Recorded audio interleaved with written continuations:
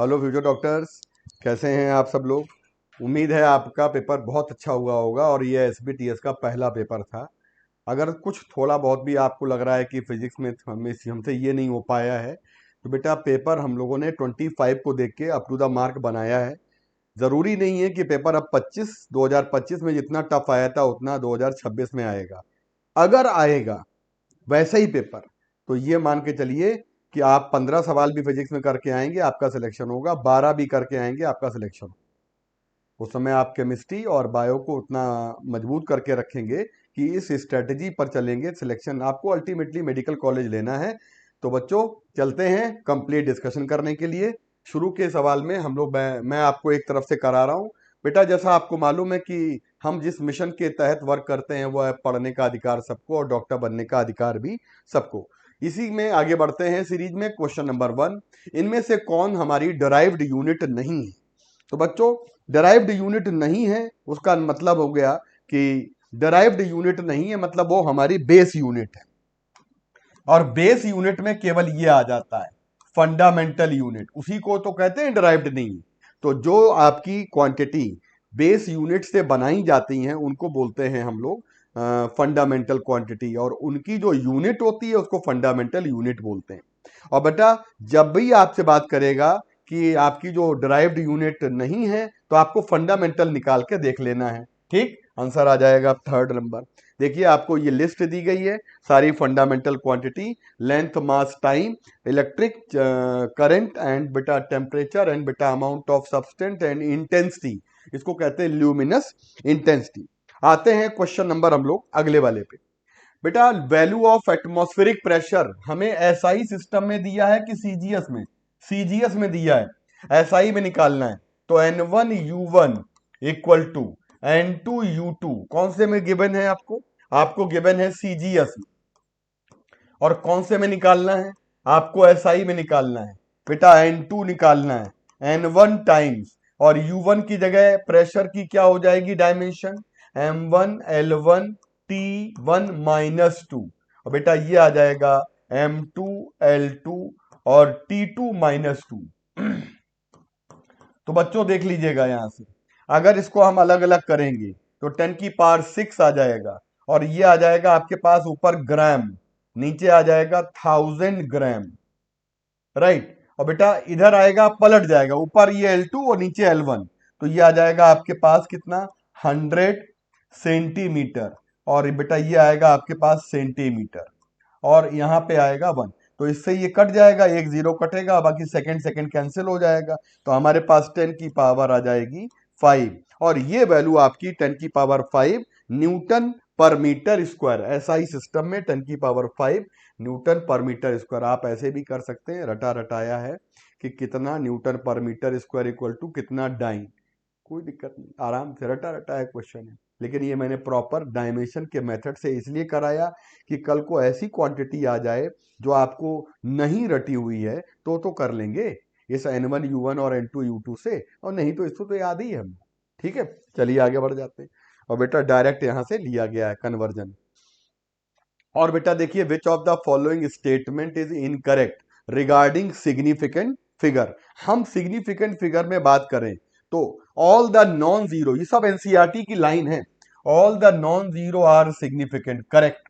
All the zero between two non zero digits are significant, correct. All the trailing zeros in the number without decimal, okay, not significant, correct. जैसे मान लीजिए दिया गया है 222, नहीं, या 224 और 00, तो बेटा ये कभी भी काउंट नहीं करते हैं, यानी इसमें नंबर ऑफ सिग्निफिकेंट फिगर 3 होगा, क्योंकि ये नॉन डेसिमल नंबर है। तीनों तो करेक्ट हो गए। पावर 10 काउंटेड, काउंट नहीं करते हैं हम, 10 की पावर को कभी भी सिग्निफिकेंट फिगर में काउंट नहीं करते हैं। इनकरेक्ट पूछा गया था, इसी को आंसर मार के आइए, आंसर आ जाएगा हमारा थर्ड का फोर्थ। और देखिए सारे पॉइंट पूछे गए हैं आपसे। ठीक, आइए, radius of the sphere given है आपको कितना, 1 पॉइंट, यानी आर की वैल्यू बेटा गिवन है 1.41 सेंटीमीटर। वॉल्यूम निकालना है, वॉल्यूम हम सब जानते हैं 4/3 पाई आर क्यूब आ जाएगा, 4/3 आ जाएगा, पाई की वैल्यू 3.14 आ जाएगा, और आर की पावर 3 का मतलब जानते हैं 1.41 की पावर 3 आ जाएगी। बच्चों एक बात ध्यान रखिएगा, बहुत अच्छे से, बहुत ध्यान लगा के समझिएगा, इस चीज को बहुत ध्यान लगा के समझिएगा कि अगर हम इसका 3 बार मल्टीप्लाई करते हैं, पाई से कोई लेना देना नहीं, इससे कोई लेना देना नहीं है, सिग्निफिकेंट फिगर में पाई से कोई लेना देना नहीं है, तो आप जब मल्टीप्लाई करते हैं तो total all in all value आती है हमारे पास 736 सेंटीमीटर क्यूब।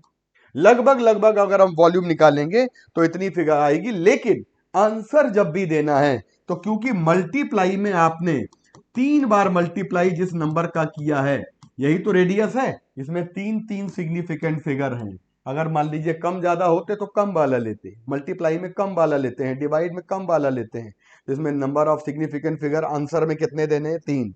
ये रहेगा, ये रहेगा, ये रहेगा, 11.3 सेंटीमीटर क्यूब। ये करेक्ट आंसर आ गया, 11.3 सेंटीमीटर क्यूब, 11.7, सॉरी 3 नहीं, देखो भाई क्या बोल रहे हैं, 11.7 centimetre cube, 11.7 centimetre cube. Question number 4 का थर्ड ऑप्शन आ जाएगा। मतलब कहने का सिग्निफिकेंट फिगर मल्टीप्लिकेशन के रूल में याद रखिएगा कि जितना भी नंबर में कम सिग्निफिकेंट फिगर वाला होगा हमें रिपोर्ट उसी से करना है। ठीक, आगे बढ़ जाते हैं। क्वेश्चन नंबर देखो, मल्टीप्लाई वाला रूल वाला हमें क्वेश्चन बताया गया और ये एग्जैक्टली आप मान के चलिएगा कि हमसे साइड की बात कर रहा है क्यूब, तो क्यूब में भी मल्टीप्लाई कर देते हैं। भाई देखो, क्यूब का वॉल्यूम होता है साइड क्यूब और स्फेयर का वॉल्यूम होता है आर क्यूब, मतलब 4/3 अलग, सभी में क्यूब हुआ। उसी तरह से इसी से फ्रेम किया गया एग्जाम्पल से क्वेश्चन है। नंबर दिया है 3.8 कितना 3.845 में, और बेटा अगला दिया है 3.835 rounding off to the number this, rounding off to the 3 significant figure. अगर हमें इसको 3 सिग्निफिकेंट फिगर में लेना है तो हमें इसको हटाना है, और 3 सिग्निफिकेंट फिगर के लिए हटाने के लिए 5 अगर होता है तो 5 का नियम क्या होता है, अगर जिस नंबर को हटाने जा रहे हैं वो 5 से कम है तो हटा दीजिए, राउंडिंग ऑफ रूल। 5 से ज्यादा है तो क्या कर देंगे, हटाने के पहले पीछे वाले में एक और ऐड कर देंगे। और अगर 5 दिया गया है तो हम लोग इवन और ऑड में आ जाते हैं मेरे प्यारे बच्चों। तो राइट आंसर हमारा इसका जो आ जाएगा कि अगर नंबर राउंडिंग ऑफ करेंगे तो उसको हम इवन नंबर है तो छोड़ देंगे, इवन को वैसे ही बना रहने देंगे, और अगर ऑड नंबर है तो हम उसको क्या कर देंगे, इवन बना देंगे। तो 5 नंबर का राइट आंसर आ जाएगा ये वाला। तो इवन नंबर है तो छोड़ दिया, वैसे ही आंसर आ गया। और अगर ये ऑड नंबर है तो 5 हटाने के लिए इसको 4 कर देंगे, आंसर आ गया। समझ में बात आई? अगर हम बात जिस नंबर की करते हैं उस प्लेस को अगर हटाना है, वो नंबर 5 से कम है तो ड्रॉप इट, 5 से ज्यादा है +1 करेंगे पहले वाले में, और अगर 5 है तो हम पहले वाला जो डिजिट होता है उसको इवन बनाने की कोशिश करते हैं। अगर इवन है तो बढ़िया, और अगर ऑड है तो इवन बना दीजिए, बना दिया। ये सारा हमें राउंडिंग ऑफ रूल सिखाया गया। आते हैं, ई दिया है, एम दिया है, आई दिया है, denote energy and mass and बेटा एंगुलर मोमेंटम। और बेटा ई की क्या होती है डायमेंशन, ये होती है ml2t-2। और बेटा एम की डायमेंशन क्या हो जाएगी, एम आ जाएगा। और बेटा आई की डायमेंशन क्या हो जाएगी, एंगुलर मोमेंटम mvr।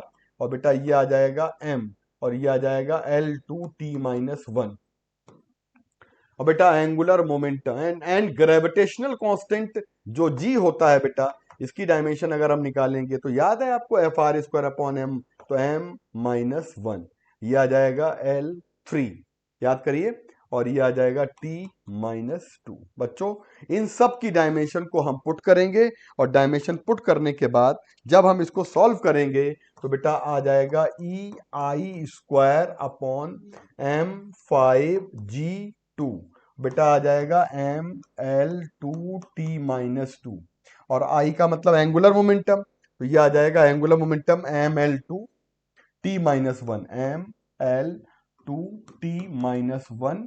और बेटा ये आ जाएगा 2, और नीचे आ जाएगा m5 का मतलब मास, और बेटा G2 आ जाएगा तो m-1 और L3 और T-2, और ये आ जाएगा हमारे पास कितना आ जाएगा बेटा, ये आ जाएगा 2। अब सॉल्व करिए आप इसको, तो देखो m को कैच करते हैं, m कितना है 1, m कितना है 2 3, m कितना है नीचे से ऊपर जाएगा -2, और ये कितना आया -2, ऊपर जाएगा तो +2, यानी m गायब हो गया, यानी कि यहां से m हमारा क्या हुआ, गायब हो गया। तो ये आ जाएगा कुल मिलाकर m0। बेटा l को देखते हैं, l को देखते हैं। L2 आया, L4 आया है, और 2 4 6 हो गया, यहां से 6 मिला, यानी L0 हो गया। ऐसे ही निकालना, T0 हो जाएगा, यानी कि ये डायमेंशन लेस आ जाएगी। आगे बढ़ जाते हैं, देखिए डायमेंशन लेस के बारे में बताया भी गया है। नेक्स्ट बेटा आ जाते हैं, तो हमारा 6 नंबर आ जाता है डायमेंशन लेस। 7 नंबर पे आते हैं, dimensional formula of physical quantity हमको ऐसे लिखी गई है। तो हमसे कह रहा है कि जरा बताइए कौन सी फिजिकल क्वांटिटी इसमें मैच करती है।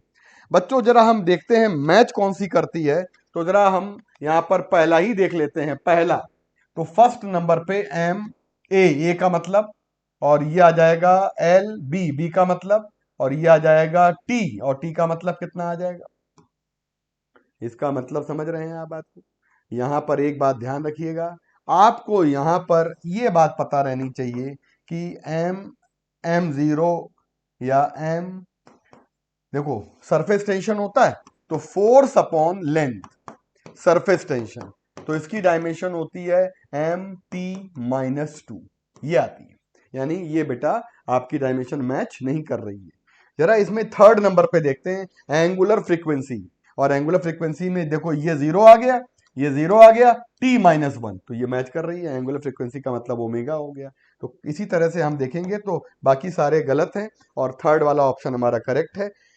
आते हैं क्वेश्चन नंबर, हम लोग आते हैं बेटा 8 नंबर पे, बहुत ही शानदार। P Q and R the physical quantity having different dimension, different dimension which कौन सा हमारा कॉम्बिनेशन नहीं हो सकता, can never be meaningful quantity. Different dimension को प्लस नहीं कर सकते, डिफरेंट डायमेंशन को माइनस नहीं कर सकते, ये कट्टम कर देंगे। और बेटा हम पी और क्यू कर, तो पी और क्यू, हम P Q R different, having सबकी डिफरेंट हो गई। तो इसका मतलब एक बात तो क्लियर हो गई कि हमारी सारी की सारी जो है can never be meaningful quantity. इनमें सबसे बढ़िया अगर हम बात करते हैं, ये कभी नहीं हो सकता, नेवर।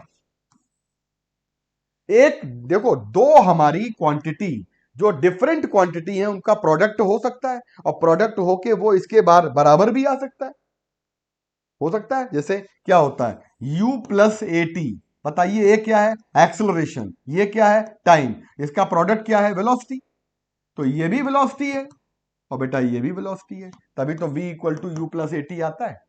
यानी ये भी पॉसिबिलिटी है, ये भी पॉसिबिलिटी है, ये भी, ये नहीं संभव है। दो डिफरेंट डायमेंशन को कभी हम ऐड नहीं कर सकते। यही हमारा आंसर क्या हुआ, ये वाला पहला, 8वें का कौन सा हुआ, पहला वाला। ठीक है बच्चों, आगे बढ़ जाते हैं, 9 नंबर पे आ जाते हैं, क्वेश्चन नंबर 9 पे, क्वेश्चन नंबर 9 पे आ जाते हैं।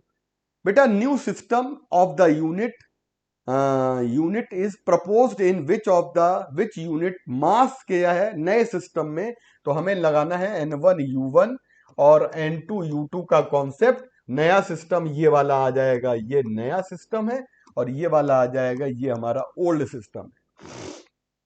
अब हमसे कह रहा है कि आपसे N2 की वैल्यू निकालनी है, N1, और ये आ जाएगा U1 अपॉन U2। बेटा N1 की वैल्यू कितनी है, 5 जूल, N1 कितनी वैल्यू है, 5 जूल। ऐसा ही सिस्टम है। ओल्ड वाला कौन सा सिस्टम हुआ बेटा, ये ऐसा ही सिस्टम हुआ। तो बताइए, हम बात करते हैं जूल, जूल का मतलब है वर्क, वर्क में क्या लेते हैं डायमेंशन, M1L2T-2, ये लेते हैं। तो ये आ जाएगा हमारे पास M2L2 और T-2। अब बच्चों जो सॉल्व करेंगे हम लोग इसको, ध्यान दीजिएगा, N2 इक्वल टू आ जाएगा 5, और यहां से आ जाएगा M, M का मतलब है केजी, और नीचे का मतलब है अल्फा केजी, और L का मतलब हो गया हमारा मीटर, और नीचे का मतलब हो गया बीटा मीटर, और माइनस का आ गया और प्लस का आ गया 2, और T का मतलब हो गया बेटा, पहले भी हमारे पास Y सेकेंड है, ऊपर सेकेंड, नीचे Y सेकेंड, गामा सेकेंड है ना, गामा सेकेंड कर सकते, गामा सेकेंड। तो सेकेंड सेकेंड क्या हुआ, कैंसिल। ठीक, इसका मतलब मीटर मीटर क्या हुआ, कैंसिल। देखिए ध्यान दीजिएगा, metre metre cancel, second second cancel, ये कैंसिल, कितना आया 5, कितना आएगा अपॉन अल्फा, ये बेटा ऊपर, ये बीटा, बीटा स्क्वायर आ गया, और ये आ जाएगा हमारा पलट जाएगा तो गामा स्क्वायर ऊपर आ गया। तो 5 alpha -1 beta -2 gamma 2, 5 alpha -1 beta -2 gamma 2, सही ऑप्शन बता दीजिए। सेकंड वाला आंसर बिल्कुल सही ऑप्शन है। ठीक है बच्चों, आगे बढ़ जाते हैं। देखिए डायरेक्ट हमारा ये क्वेश्चन इसी से फ्रेम किया गया है, और आपका ये जो आपका 1.3 वाला है ये एनसीईआरटी में वहीं से मिल जाएगा आपको डायरेक्ट। बेटा परसेंटेज एरर में बात करते हैं हम लोग, बात परसेंटेज एरर की करते हैं। Percentage error in measurement of radius of sphere दिया है 3, एंड मेजरमेंट ऑफ मास दिया है 3, उसमें 2 दिया, ये 3 दिया है। Error in measuring density, density क्या होता है वॉल्यूम, बेटा density equal to mass upon volume, यानी कि आपके पास आ जाएगा mass upon 4/3 pi r cube. तो डेंसिटी की परसेंटेज एरर हम अपने अगर निकालेंगे तो हमें मालूम है परसेंटेज एरर हमेशा ऐड हो जाती है। तो परसेंटेज एरर जब ऐड हो जाती है तो देखिए बेटा ये आ जाएगा हमारे पास delta R upon R into 100। बेटा यहाँ पर मास का कितना दिया है 3%, और 3 इंटू 2 हो जाएगा तो 6 यानी 9% आ जाएगा। सीधे सीधे हमारा आंसर 9% आ गया। तो क्वेश्चन नंबर 10 का आंसर आ जाएगा बच्चों थर्ड। तो ये आपके शुरू के 10 सवाल हैं बच्चों, आगे का हमारा पार्ट जो है आगे वाले सर करेंगे। Thank you very much. हाँ बच्चों, क्वेश्चन नंबर 11 बोल रहा है कि इफ z बराबर a की पावर 4, b की पावर 1/3, c d की power 3/2 and delta a, delta b and delta c and delta d are their absolute error in a, b, c and d respectively, the relative error in z। तो जो हम लोगों ने error का concept पढ़ा है, तो एरर के कॉन्सेप्ट में हम लोगों ने क्या पढ़ा है कि जो आपका पावर होता है वो आगे एज अ कोफिशिएंट आ जाता है ना। तो यहां पर अगर हम इसको रिलेटिव एरर के टर्म में लिखें तो यहां पे बेटा जो आएगा डेल्टा जेड अपॉन जेड बराबर ये 4 आ जाएगा, और ये लिख दूंगा मैं delta A upon A, plus power 1/3 आएगा delta B upon B, plus C की पावर तो 1 ही है तो delta C upon C, plus D की पावर 3/2 है तो 3/2 delta D upon D. Okay, तो ये आपका जेड की वैल्यू पे रिलेटिव एरर का एक टर्म बन रहा है। हम देख लेते हैं ऐसा कहां पे दिख रहा है। ऐसा मेरे ऑप्शन नंबर फर्स्ट पे दिख रहा है। तो क्वेश्चन नंबर 11 का आपका जो राइट ऑप्शन है वो ऑप्शन नंबर फर्स्ट है आपका। अब बेटा यहां पर एक क्वेश्चन दिया गया है, वो भी आपका एरर से है। कह रहा है कि in an experiment the period of oscillation of simple pendulum was observed 2.63, 2.56 second, 2.42 second, 2.71 and 2.80 second, the mean absolute error। तो बेटा जब बहुत सारे एक एक्सपेरिमेंटल वैल्यू दे रखे हो, जब बहुत सारे एक्सपेरिमेंटल वैल्यू दे रखे तो जब इतने सारे ऑब्जर्वेशन किए गए हो, कई सारी ऑब्जर्व वैल्यू हो, तो सबसे पहले हम ऑब्जर्व वैल्यू का एक मीन निकालते हैं। वो हमारी एक्चुअल या रियल वैल्यू की तरह बिहेव करता है या उस वैल्यू को बहुत ही क्लोज होता है। तो यहां पर अगर हम टी मीन निकालें तो उसमें क्या करना होता है, इन सबको ऐड करके जितने भी नंबर ऑफ ऑब्जर्वेशन है उससे डिवाइड कर देते हैं। 2.63 plus 2.56 plus 2.42 plus 2.71 plus 2.80 upon 5।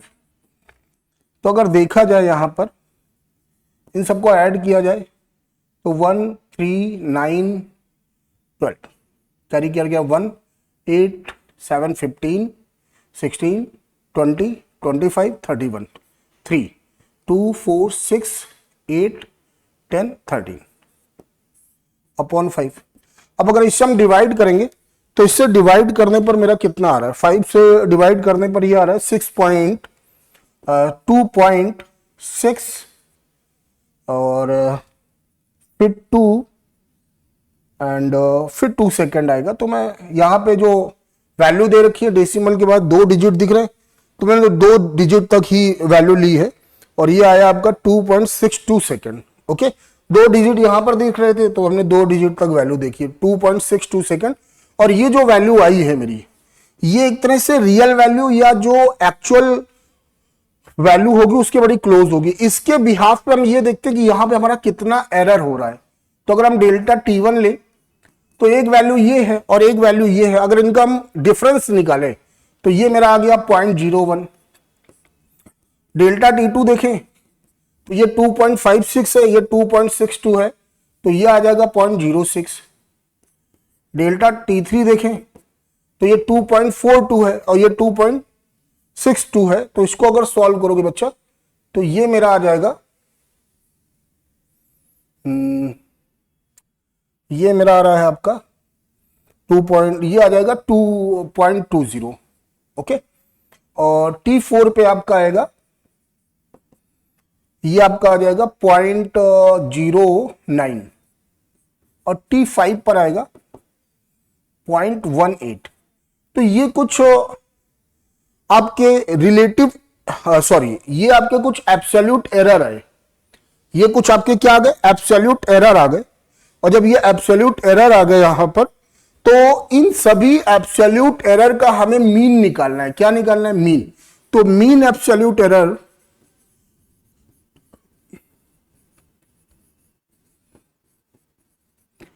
इन सभी को हम क्या करेंगे, ऐड कर देंगे। तो ये आपका 8, 17, 17 और 23, 24, 4 कैरी कर गया 2, 2, 3, 5 और एलसीएम लग गया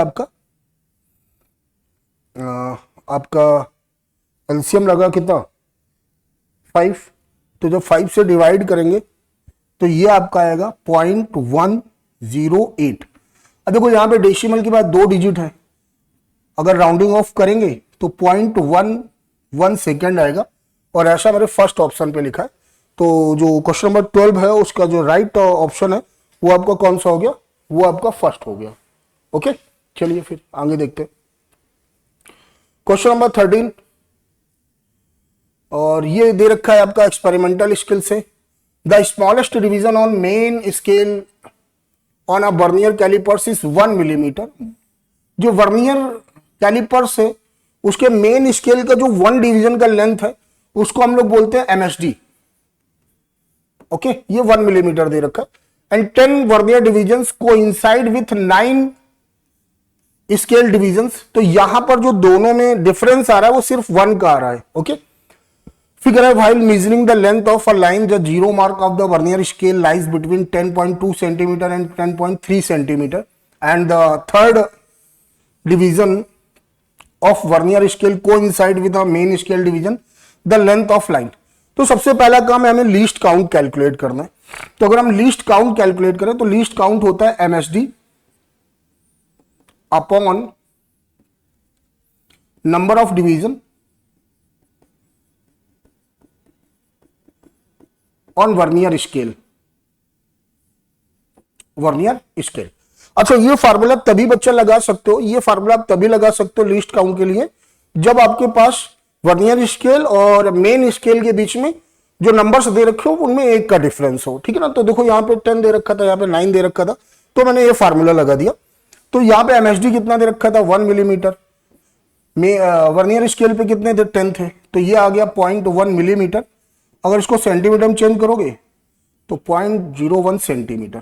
ठीक, अब द लेंथ ऑफ लाइन है, तो जब इस तरह का कभी 0-2 रीडिंग के बीच में हो तो जो स्मॉल वाली रीडिंग होती है वो हम लोग लेते हैं। ठीक है ना, तो जो लेंथ ऑफ लाइन होगा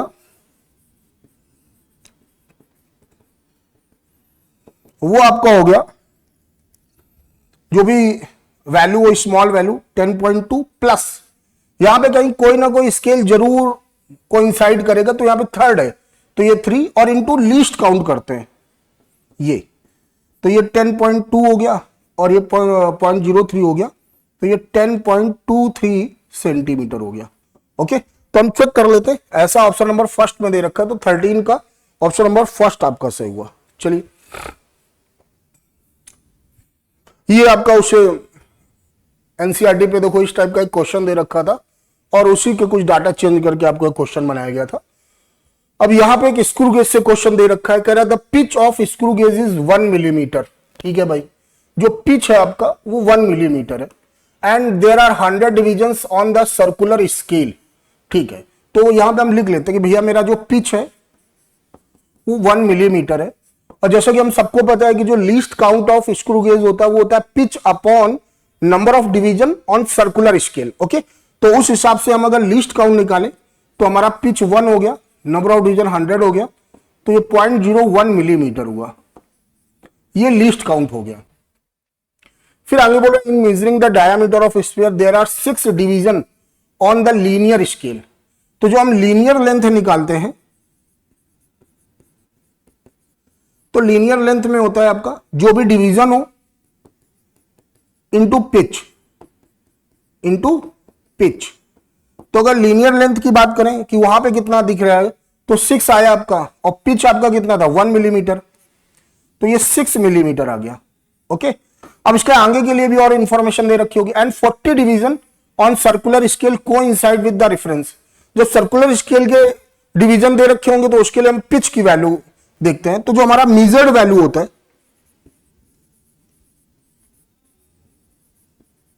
अगर इसको हम L लिख दें तो L plus N into least count, और ये N होता है सर्कुलर स्केल पे कौन सा डिवीजन कोइंसाइड कर रहा है आपका। तो ये आपका 6 हो गया प्लस 40 इंटू 0.01। जब इसको आप कैलकुलेट करोगे बच्चा तो ये 0.4 आएगा, और ये आ जाएगा कैलकुलेट करने पर 6.4 मिलीमीटर। और अगर जब चेक करेंगे तो हमारा 14 का आपका थर्ड ऑप्शन सही होता दिख रहा है। ओके, चलिए क्वेश्चन नंबर 15। हाँ, ये भी क्वेश्चन देखो यहां से उठाया गया था आपका, और इसके हिसाब से फिर हम लोग आगे क्वेश्चन नंबर 15 पे देखें। The mass and volume of body at 4.237 gram and 2.5 centimetre cube. The density of material of body in correct significant figure. देखो है तो बड़ा आसान सा सवाल। अब आपके टॉपिक का सिग्निफिकेंट फिगर का टेस्ट है, तो वहां पे जो सिग्निफिकेंट फिगर के जो वो होते हैं रूल्स होते हैं, तो उन पर बेस्ड एक प्रॉब्लम है आपके सामने, है ना। तो सबसे पहले हमें बेसिक उसका फार्मूला पता होना चाहिए कि डेंसिटी, मास और वॉल्यूम में क्या रिलेशन होता है। तो जो आपका डेंसिटी होता है मास अपॉन वॉल्यूम, मास अपॉन वॉल्यूम। तो अगर यहां पे ध्यान से देखिए, डेंसिटी आपका मास दे रखा है 4.237 अपॉन 2.5।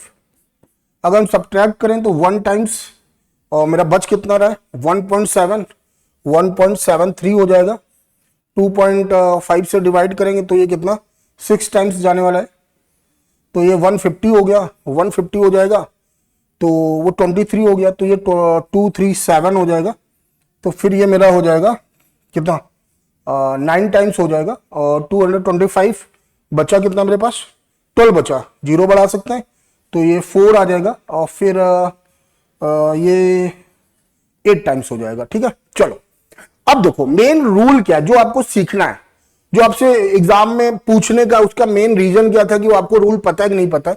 अगर कभी भी हम डिवीजन करते हैं या मल्टीप्लीकेशन करते हैं तो हमारा आंसर लीस्ट सिग्निफिकेंट डिजिट या फिगर में होना चाहिए। अब यहां पे जो गिवन डाटा था वो ये एक था, और एक डाटा ये था। इसमें आपके नंबर ऑफ सिग्निफिकेंट डिजिट या फिगर कितने 4 है, और इसमें कितने 2 हैं, इसमें कितने 2 हैं। तो इनमें से क्या होगा कि हम अपने आंसर में लीस्ट सिग्निफिकेंट डिजिट रखते हैं, तो हमारे आंसर में कितने होने चाहिए, सिर्फ 2 डिजिट होने चाहिए। तो भैया डेसिमल के जो लेफ्ट साइड डिजिट है उसको तो हम चेंज नहीं कर सकते। अब यहां पे 6 बचा, अब ये सब मेरे लिए बेकार है, तो अगर मैं यहां से इसको एलिमिनेट करूंगा तो मुझे राउंडिंग ऑफ करना पड़ेगा, और ये वैल्यू जो मैं यहां से राउंडिंग हटा रहा हूं वो 5 से बड़ी है, तो जब राउंडिंग ऑफ करूंगा तो ये आएगा 1.7 ग्राम पर सेंटीमीटर क्यूब।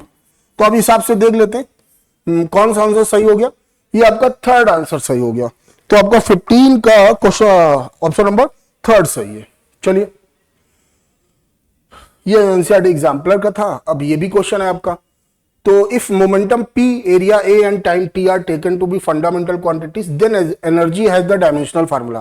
देखो इसका जो बेसिक तरीका है वो सबको पता है कि एक रिलेशन बनाते हैं हम लोग, वहां से हम लोग कंपेयर करके वैल्यू निकालते हैं, फिर हम लोग चेक कर लेते हैं क्या है। एक दूसरा भी तरीका है कि जो ऑप्शन दे रखे हैं वहां पे अगर हम डायमेंशन पुट करें और जहां पर हमें एनर्जी की डायमेंशन दिख जाए बस वही हमारा ऑप्शन क्या हो जाएगा, सही हो जाएगा। तो मैं आपको पहले बेसिक तरीके से बता देता हूं, फिर बता देता हूं कि ऑप्शनल किस तरह आप चेक कर सकते हो। तो यहां पे एनर्जी ई है और energy E proportional to momentum, P की पावर ए बना दिया, ए की पावर बी बना दिया और टी की पावर सी बना दिया। भाई प्रोपोर्शनल हटा के कांस्टेंट लिख भी सकते हो, नहीं भी लिख सकते हो, वो आपकी इच्छा पर डिपेंड करता है। आप यहां पर डायमेंशन लिख दीजिए। एनर्जी का डायमेंशन ये होता है mLT-1 की पावर ए, L2 की पावर बी और ये पावर सी।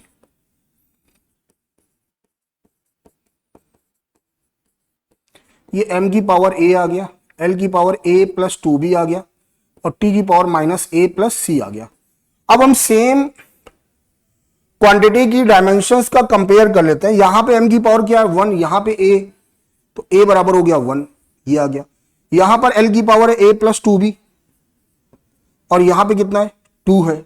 यहां पे आपका माइनस a प्लस c और यहां पे कितना है माइनस 2 है। अगर यहां पे a बराबर 1 रख दिया जाए तो मेरा b बराबर आ जाएगा 1/2 और अगर यहां पे a बराबर -1 रख दें तो c बराबर आ जाएगा -1। ओके, ये आपकी वैल्यू आ गई। अब ये a b c की वैल्यू अगर यहां पुट कर दोगे तो आपका आ जाएगा p और a की पावर 1/2 और t की पावर -1। अब अगर इतना नहीं भी करना है तो अगर इतना मेरे को नहीं करना है तो मैं ये जानता हूं कि जो एनर्जी है उसमें L2 आता है, L की पावर 2 होता है, P में ऑलरेडी 1 है। तो जब P में ऑलरेडी 1 है तो देखो ये तो गलत हो गया क्योंकि यहां पे एरिया भी दे रखा है, ये P² L2 हो गया, तो ये रिलेशन तो गलत है। तो M, अब L2 बनाने के लिए सबकी पावर 1 है। अब अगर यहां पे L पावर 1 है, मेरे को चाहिए तो L की पावर 1 और ही चाहिए, तो एरिया की पावर क्या होनी चाहिए 1/2 होनी चाहिए। तो आप एरिया की पावर 1/2 आप किसमें देख रहे हैं, फोर्थ ऑप्शन पे देख रहे हैं और यही मेरा ऑप्शन होगा। बाद में हम क्रॉस चेक भी कर लेते हैं तो यही आता है। तो अगर आप बेसिक से ना जाएं तो आप ऑप्शनल मेथड से भी हिट कर सकते हैं अपने आंसर्स को। तो आपका क्वेश्चन नंबर 16 का आपका फोर्थ ऑप्शन सही है। ओके, चलिए क्वेश्चन नंबर 17 बचा। Question number 17, which of the following pairs of physical quantities does not have same dimensional formula. बेटा work and torque, work and torque दोनों की डायमेंशन सेम होती है, mL2T-2। Angular momentum and Planck constant, Bohr model आपने पढ़ा होगा, L बराबर NH/2π, तो वहां से भी दोनों की डायमेंशन क्या हो गई, सेम हो गई। Tension and surface tension, impulse और मोमेंटम थ्योरम पढ़ी होगी, I बराबर डेल्टा P, तो इंपल्स और लीनियर मोमेंटम का भी डायमेंशन सेम हो गया। टेंशन का होता है mL/T-2 जबकि सरफेस टेंशन का होता है MT-2। आपसे पूछा था किसकी सेम नहीं है, तो इस वजह से मेरा राइट आंसर होगा थर्ड। अब बात करते हैं assertion reason. The number 1.202 has 4 significant figures and the numbers 0.0024 has 2 significant figures. भैया जितने भी नॉन जीरो डिजिट होते हैं वो सिग्निफिकेंट होते हैं। अगर कोई जीरो दो नॉन जीरो डिजिट के बीच में आ रहा है तो वो भी हमारा सिग्निफिकेंट होगा। तो जो पहला वाला दे रखा है, ये जो जीरो आ रहा है दो नॉन जीरो बीच में आ रहा है, तो ये भी आपका सिग्निफिकेंट होगा। तो यहाँ पे total number of significant figure कितने हो गए, 4 हो गए। फिर अगर हम बात करें कि अगर डेसिमल के लेफ्ट साइड कोई जीरो है, नॉन जीरो डिजिट नहीं है, तो राइट साइड के जीरो आपके सिग्निफिकेंट नहीं होते हैं।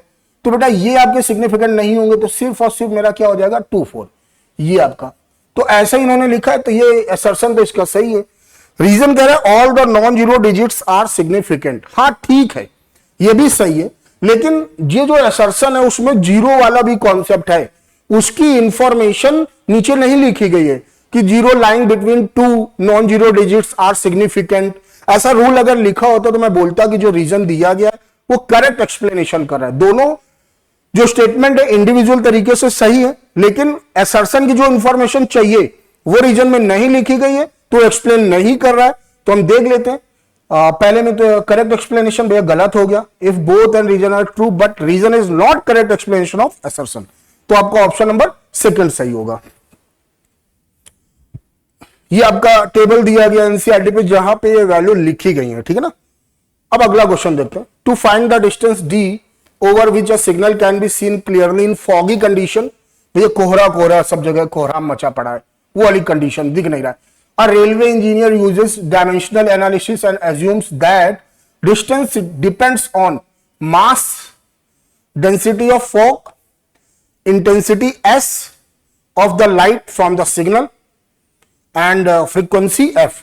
जो बेटा डिस्टेंस है, जो डिस्टेंस है वो डिपेंड कर रहा है किस पे? मास डेंसिटी पर डिपेंड कर रहा है, ओके। इंटेंसिटी पर डिपेंड कर रहा है, इंटेंसिटी पर डिपेंड कर रहा है आपका, ठीक है भाई। और उस पे फ्रीक्वेंसी पे डिपेंड कर रहा है। तो मास डेंसिटी और इंटेंसिटी आपका एस हो गया और फ्रीक्वेंसी आपका क्या हो गया? एफ हो गया। तो मास डेंसिटी को भी हम लोग कुछ मान लेते हैं, रो मान लेते हैं। मास डेंसिटी आपका रो हो गया, ठीक है। अब यहां पे अगर हम बात करें तो जो डी है प्रोपोर्शनल टू एम की पावर ए, सॉरी रो की पावर ए और एस की पावर बी एंड एफ की पावर सी, कुछ ऐसा लिखा है। फिर वही बोलूंगा कि आप प्रोपोर्शनल का साइन हटा भी सकते हैं और नहीं भी हटा सकते। अगर हटा के बराबर बनाएंगे तो वहां पे कोई एक कांस्टेंट आ जाता है के, है ना, उससे हमारे सॉल्यूशन पे कोई इफेक्ट नहीं पड़ता, ये आपकी इच्छा पर डिपेंड करता है। अब डिस्टेंस है तो बेटा यहां पे डायमेंशनल फार्मूला एल लिख दिया। रो आपका मास डेंसिटी है तो डेंसिटी का डायमेंशन हम लोगों ने पढ़ रखा है कि एम एल माइनस 3 होता है, पावर ए लिख दिया। अब बेटा जो एस है, एस को लिखा है इंटेंसिटी और आपकी हेल्प के लिए उसने लिख दिया कि भैया वो आपका पावर अपॉन एरिया है और पावर के लिए लगाते हैं M L two T minus 3 और एरिया के लिए लगाते हैं L2। तो भैया L2 से L2 कैंसिल हो जाएगा, ये बनेगा एम टी माइनस 3, तो ये बन गया एम टी माइनस 3 बी। और फ्रीक्वेंसी के लिए क्या लगाते हैं? टी माइनस 1, तो ये पावर हो गया आपका सी, ओके। जब मैंने इस तरह लिख लिया तो अब सेम टर्म वाली एक साथ लिख लेते हैं। तो ये आपका L आया, m की पावर a प्लस बी बनेगा बच्चा, L की पावर माइनस 3a बनेगा और t की पावर माइनस 3b और माइनस सी बन जाएगा। अगर हम कंपेयर करें तो a प्लस बी बराबर 0 दिख रहा है मुझे, माइनस 3a बराबर 1 दिख रहा है, तो यहां से a बराबर आ जाएगा मेरा माइनस 1/3 और अगर मैं यहां से देखूं तो b बराबर आ जाएगा 1/3। अच्छा, क्वेश्चन को देखो, मैं उतना ही सोल्यूशन करना था जितनी हमें जरूरत होती है। d is proportional to s की पावर 1/n। s की पावर क्या है? b है, b की वैल्यू क्या दे रखी है उसने? 1/3 दे रखी है। यहां पे पावर कितनी आ रही? 1/n और अपन लोगों ने क्या निकाली है? 1/3। अगर हम कंपेयर करेंगे तो n बराबर मेरा क्या आता दिख रहा है? 3 आता दिख रहा है। तो मेरा ऑप्शन नंबर 3 सही होगा, ओके। तो हमें सी की निकालने की जरूरत ही नहीं है, तो उतना ही कैलकुलेशन करो हम, क्योंकि टाइम मैनेजमेंट भी करनी होती है हम लोगों को। तो एक आदत डालते हैं कि जितना जरूरत है उतना कैलकुलेशन करो, हमें पूरा क्वेश्चन सॉल्व करने की जरूरत नहीं है कि हम सी की वैल्यू निकालेंगे भी तो उसका कोई यूज है नहीं हमारे सवाल पे। तो उसका ओनली क्वेश्चन नंबर 19 का आपका 3rd ऑप्शन सही हुआ। और अगला क्वेश्चन है जिस पर यह क्वेश्चन फ्रेम किया गया है कि velocity v and acceleration a in two system of units 1 and 2 are related as v2 बराबर n upon m square v1, a2 बराबर a1 upon mn respectively. Here m and n are constant. The relation for distance and time in two systems. देखो अपने को given क्या है? अपने को velocity और एक्सीलरेशन गिवन है, ठीक। मतलब अपना जो आंसर आएगा इन्हीं के बेस पर आएगा, ये हमारे बेस पॉइंट है और इन्हीं की हेल्प से हमें क्वेश्चन क्रैक करना है। फिर यहां पे और दूसरा क्या दे रखा है कि भैया हमको निकालना क्या है? डिस्टेंस और टाइम। अगर मैं बात करूं, वेलोसिटी होता है डायमेंशनल फार्मूले के हिसाब से एल टी माइनस 1 और जो आपका एक्सीलरेशन होता है वो होता है L T minus 2, L T minus 2। तो अगर v की बात करूं तो v का डायमेंशनल फार्मूला होता है एल टी माइनस 1 और एक्सीलरेशन होता है एल टी माइनस 2। तो अगर मैं इसका स्क्वायर कर दूं तो ये एल टू टी माइनस 2 हो जाएगा भाई। अगर v स्क्वायर लिखना चाहूं तो ये हो जाएगा एल टू टी माइनस 2 और ये a रहा। अब अगर मैं डिवाइड करूं v स्क्वायर अपॉन a, कुछ ऐसा, ये मेरे लिए क्या देगा? l देगा कि नहीं देगा? v स्क्वायर अपॉन a मेरे लिए क्या देगा? l देगा? नहीं देगा। तो यहां पे 1 और 2 के हिसाब से अगर मैं लिखना चाहूं तो L1 बराबर लिखूंगा v1 स्क्वायर अपॉन a1। अब अगर मैं L2 लिखना चाहूं तो मैं लिखूंगा v2 स्क्वायर अपॉन a2। अब इसी हेल्प के लिए हमको दे रखा है V2 क्या दे रखा है, n upon m square V1 दे रखा है। तो जब यहां रखोगे तो ये स्क्वायर है, तो ये हो जाएगा n स्क्वायर अपॉन m की पावर 4 इंटू V1। ओके, ये अपॉन A2 दे रखा है बेटा 1 अपॉन mn, और ये हो गया A1। ध्यान से देखो, एक m से m क्या हो जाएगा, कैंसिल हो जाएगा, और ये n कहां जाएगा, ऊपर जाएगा। तो यहां पे जो चीजें बच रही मेरी वो बन रहा है L2 बराबर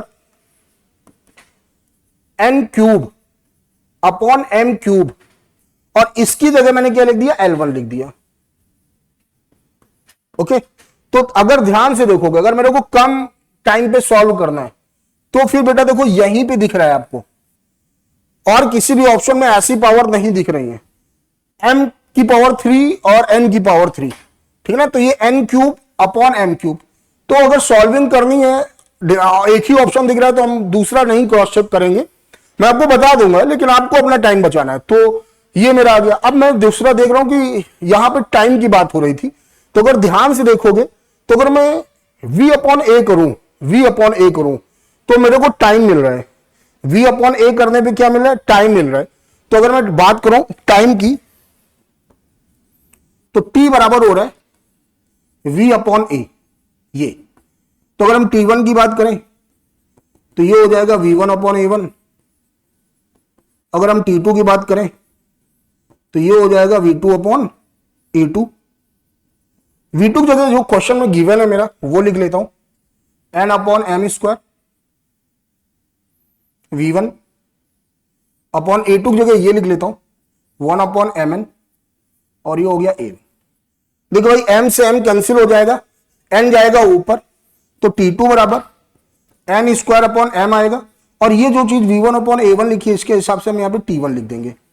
ओके, तो देखो यही लिखा है n स्क्वायर अपॉन m, तो मेरा राइट आंसर क्या है, फर्स्ट है। तो क्वेश्चन ठीक था, थोड़ा कैलकुलेशन था, है ना। तो हमारा पहला आंसर सही हो गया क्वेश्चन नंबर 20 का। और फिर अगला वाला क्वेश्चन देखते हैं जो इस पर बेस्ड होगा। कह रहा है एक आपका इक्वेशन ऑफ स्टेशनरी वेव दे रखा है, स्टैंडिंग वेव का एक इक्वेशन दे रखा है, और कह रहा है which of the following is not correct, कौन सा करेक्ट नहीं है। कह रहा है dimension of N is LT-1। ध्यान से देखो तो ये पूरा का पूरा एंगल लिखा है, 2 पाई तो डायमेंशन लेस सही है, जो एनटी की डायमेंशन होगी वही डायमेंशन किसकी होगी, लैम्डा की होगी। तो अगर हम एन की डायमेंशन लिखें तो एन की डायमेंशन हो जाएगी lambda upon T, lambda metre में, टी टाइम में। तो ये बना LT-1। तो पहला ऑप्शन तो करेक्ट हो गया, जबकि अपने को क्या चाहिए, incorrect. Correct, the dimension of x is L। यहां पे अगर हम देखें इससे हमें कोई मतलब नहीं है, डायमेंशन लेस है। एंगल जो होता है पूरा डायमेंशन लेस होता है, तो पक्का जो x की डायमेंशन रही होगी वही किसकी रही होगी, L की रही होगी। तो यहां पे x की भी डायमेंशन क्या हो जाएगी, L हो जाएगी। ये भी सही हो गया। The dimension of nt is L। बेटा n की निकाली हम लोगों ने LT-1 और साथ में लगा t, तो ये देखो L आ गया, तो ये भी करेक्ट हो गया। Correct, the dimension of n upon lambda is t। बेटा n की अगर लिखा जाए तो LT-1 और ये L। तो सॉल्व करने पे क्या आ रहा है, T-1 आ रहा है, जबकि यहां पे क्या लिखा है, t लिखा है। तो इस वजह से आपका फोर्थ ऑप्शन क्या हो जाएगा, गलत हो जाएगा, और हमें अपना जो काला करना होगा वो फोर्थ ऑप्शन को ही करना होगा, ठीक है, क्योंकि इनकरेक्ट हमें नहीं करना था। क्वेश्चन नंबर 22, ये आपका वेक्टर से क्वेश्चन है। If A vector is a vector of magnitude 5 okay units due to east, देख लेते हैं भाई, नॉर्थ साउथ ईस्ट वेस्ट। अगर हम बात करें तो अगर ईस्ट को हम आई कैप से लिखेंगे तो वेस्ट को हम क्या लिख लेंगे, माइनस आई कैप से। ये हमारा रिप्रेजेंटेशन है, ठीक। तो जो ए वेक्टर दे रखा है बच्चा, ए वेक्टर दे रखा है, उसको हम लोग इस तरह लिख सकते हैं 5i कैप, क्योंकि वेक्टर में होता क्या है, मैग्नीट्यूड और डायरेक्शन। तो ये हो गया। कह what is the magnitude and direction of vector 5a। जब हम 5a करेंगे बेटा -5a, तो -5i कैप, तो ये हो जाएगा माइनस का 25i कैप। लिखने का तरीका अपने को ये आया। तो ये 25 तो मैग्नीट्यूड हो गया, और -i कैप कहां जा रहा है, वेस्ट की तरफ जा रहा है। तो 25 आपका मैग्नीट्यूड हो जाएगा, और i कैप आपका क्या हो जाएगा, डायरेक्शन हो जाएगा -i कैप। तो इस तरह आपका 22 का सेकंड ऑप्शन सही होगा। कौन सा सही होगा, सेकंड ऑप्शन सही होगा। चलिए क्वेश्चन नंबर 23, यहां पे नल वेक्टर के बारे में जानकारी दे रखी कुछ। और आगे क्वेश्चन भी नल वेक्टर से रिलेटेड है। Which of the following is not a property of null vector?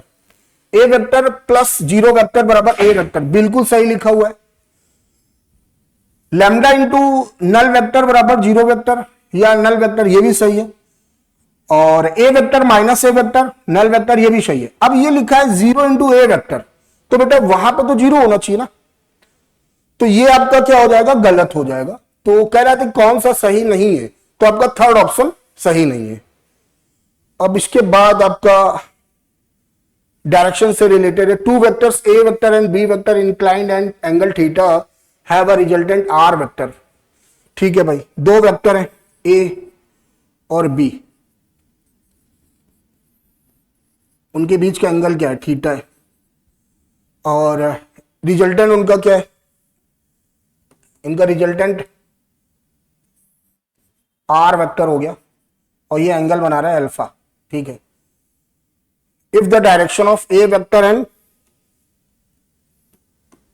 B vector are interchanged,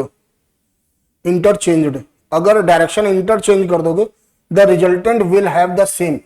बेटा अगर ए और बी की डायरेक्शन इंटरचेंज करोगे तो हमारा जो रिजल्टेंट का मैग्नीट्यूड होता है, रिजल्टेंट का मैग्नीट्यूड होता है वो सेम रहता है।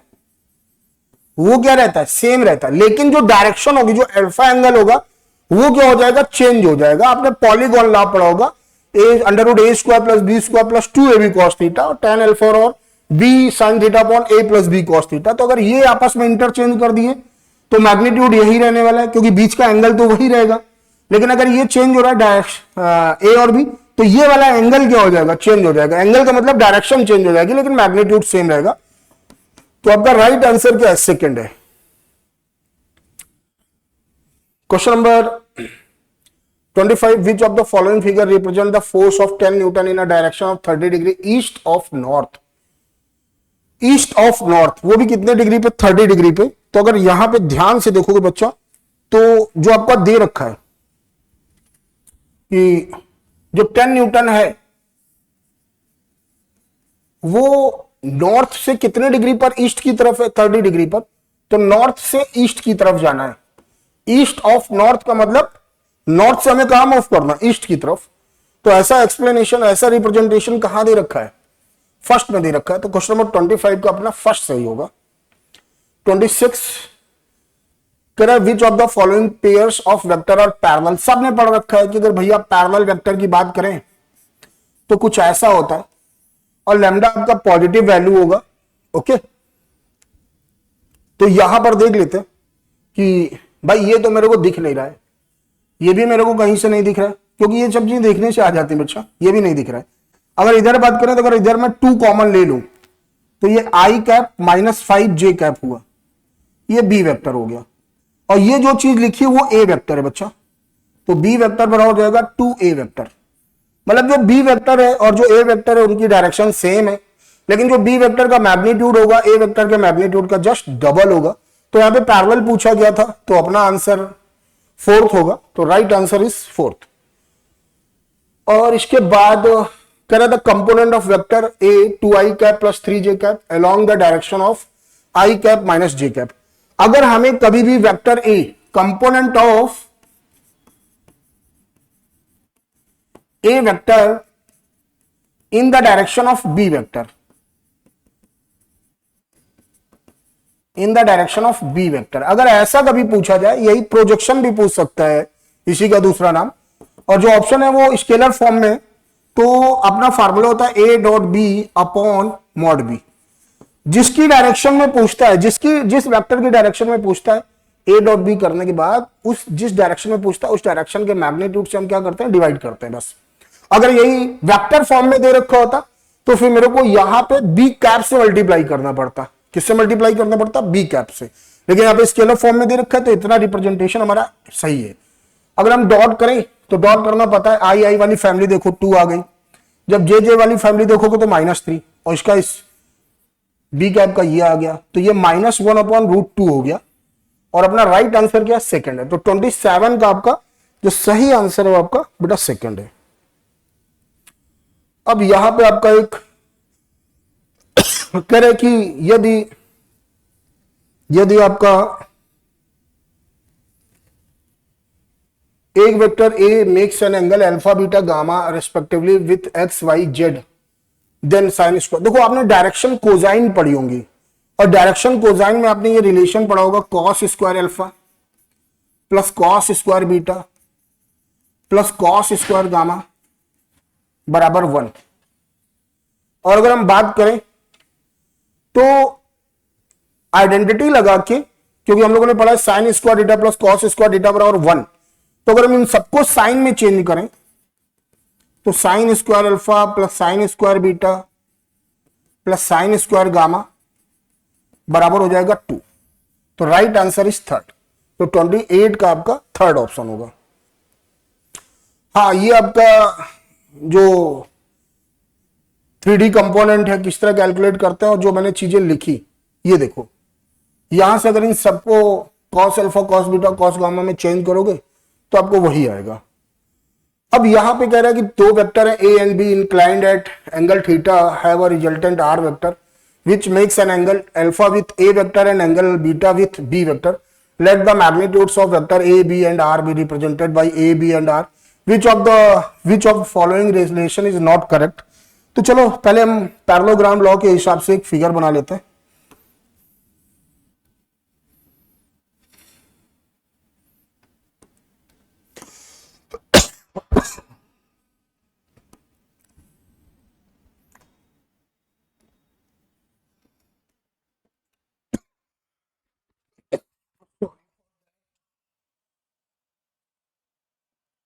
बारिश में भीग रहे, कोल्ड की प्रॉब्लम है थोड़ा।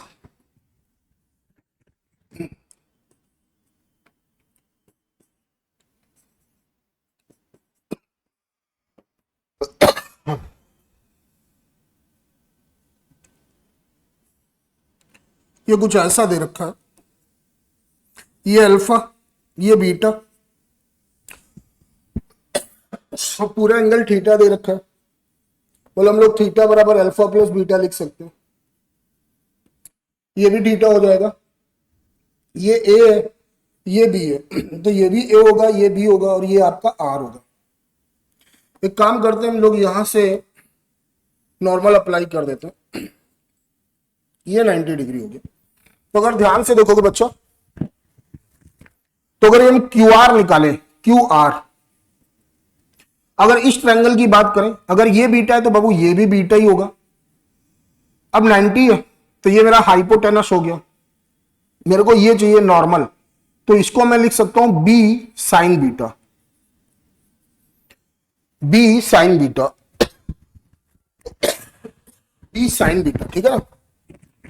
अगर मैं इस ट्रायंगल पे देखूंगा तो यहां से क्यू आर आता दिख रहा है मेरे को, ये आपका ए है, ये एंगल अल्फा है, तो ये आता दिख रहा है ए साइन अल्फा। तो बेटा ये दोनों एक ही साइड तो हैं, तो देखो ये आपस में क्या होंगे, बराबर होंगे, ये रिलेशन आ गया मेरे को, ठीक है ना।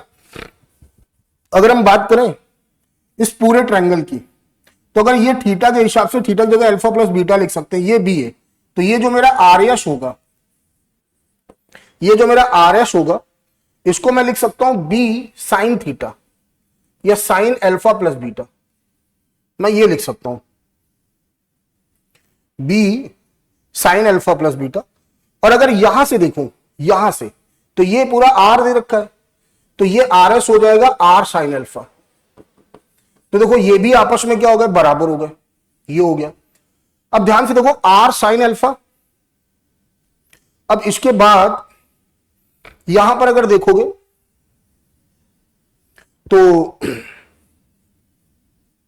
अगर ये देखोगे तो ये देखो यहां पे ये लिखा हुआ है ए साइन अल्फा बराबर बी साइन बीटा बराबर बी साइन बीटा। अगर मैं इसको आजू बाजू खेलूं थोड़ा, तो ए अपॉन साइन बीटा बराबर बी अपॉन साइन अल्फा, ऐसा कुछ बन रहा है ना। जबकि यहां पे क्या लिखा है, ए अपॉन साइन अल्फा बराबर बी अपॉन साइन बीटा। देखो इस हिसाब से ये रिलेशन क्या हो गया, गलत हो गया, और अपने को निकालना क्या था, नॉट करेक्ट।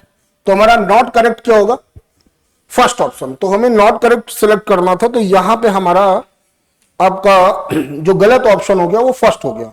ओके, तो ये हम दो तीन रिलेशन निकाल लेते हैं जो कंबाइंड साइड है दोनों तरफ, उसको हम लोग कैलकुलेट कर लेते हैं और कंबाइंड साइड से ही हम लोग सब बना लेते हैं, ठीक है ना। अब इसके हिसाब से देखो यहां पे आया, ठीक है। चलिए फिर अब अगला क्वेश्चन देखते हैं। अगर यहां भी देखोगे तो ये B sine alpha plus beta बराबर आर साइन अल्फा हुआ। तो देखो ये R sine alpha, sorry B sine alpha बराबर R sine alpha plus beta.